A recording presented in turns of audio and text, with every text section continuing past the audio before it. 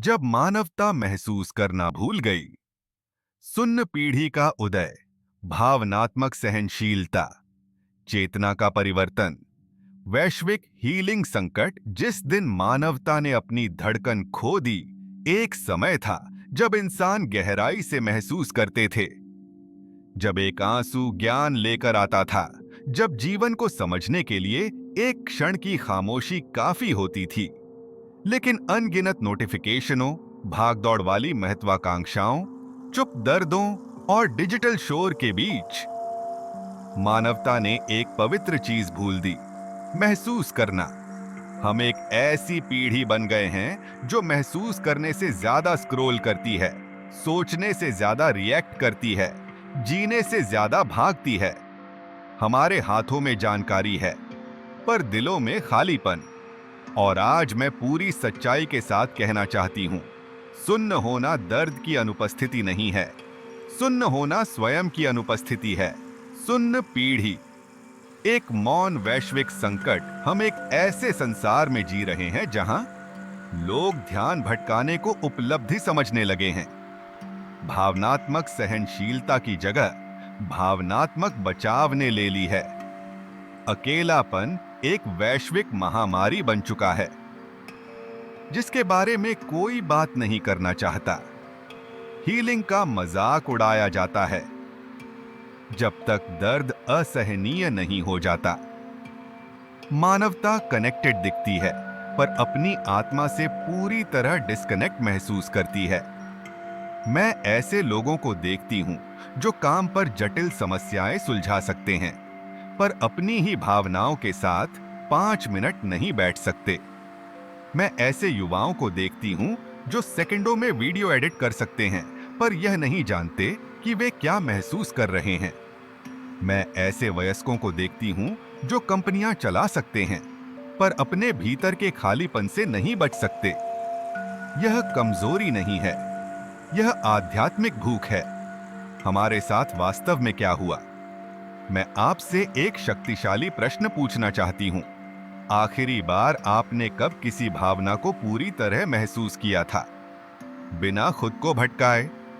न आधा महसूस करना, न सुन्न होना, न भागना, बस महसूस करना।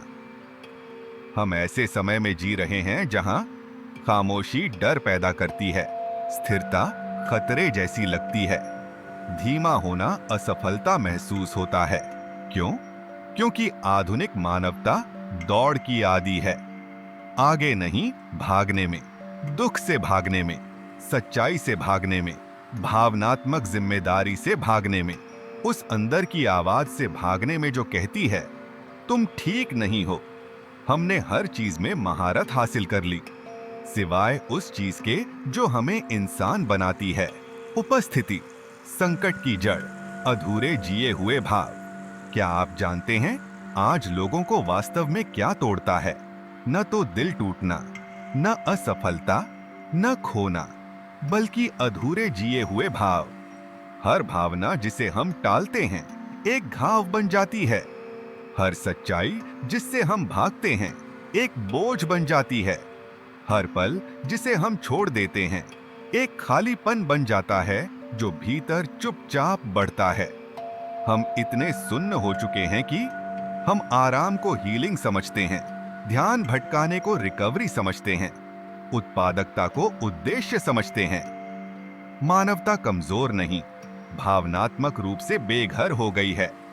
एक सार्वभौमिक सत्य, सुन्न दिल घायल दिल नहीं होता, वह दिल होता है जिसने अपनी आवाज भूल दी है। डॉ वंदना शर्मा, मानद। वह आध्यात्मिक दृष्टिकोण जिसकी मानवता को जरूरत है। सुन्न होना आपका शत्रु नहीं है, यह आपकी चेतावनी है, आपका संकेत है, आपकी याद दिलाने वाली पुकार है कि आप स्वयं से बहुत दूर चले गए हैं।